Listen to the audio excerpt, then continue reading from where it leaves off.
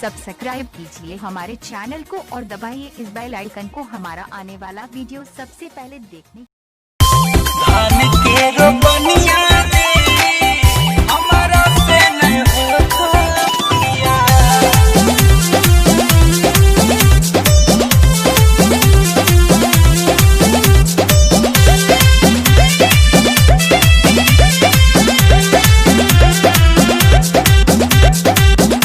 कादो में लेटाई जाइते 1600 के सड़िया जी।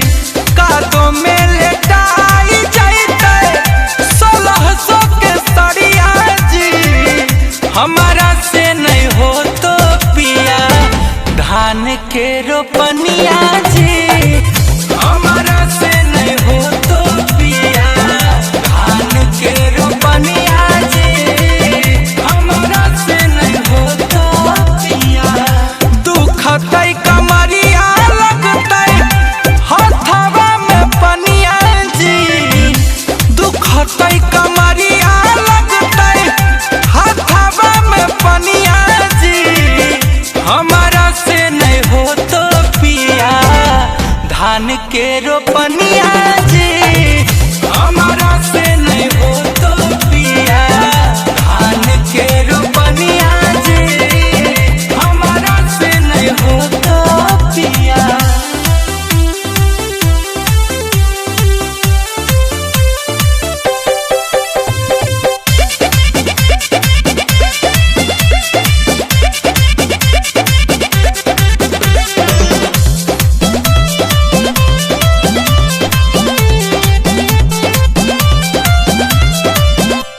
कि हम ता नैहर में जाहलिए पढ़े कवले जाए पिया।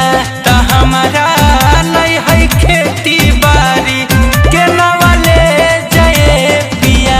कि हम ता नैहर में जाहलिए पढ़े कवले जाए पिया। त हमारा नहीं है खेती बाड़ी के नवले जाए पिया। सूतल है बोल हो जाइते बड़ा की गोतिनिया जी। हमारा से नहीं हो तो पिया धान के रोपनिया जी। हमारा से नहीं हो तो पिया धान के रोपनिया जी। हमारा से नहीं हो तो पिया धान के रोपनिया जी। हमारा से नहीं हो तो पिया।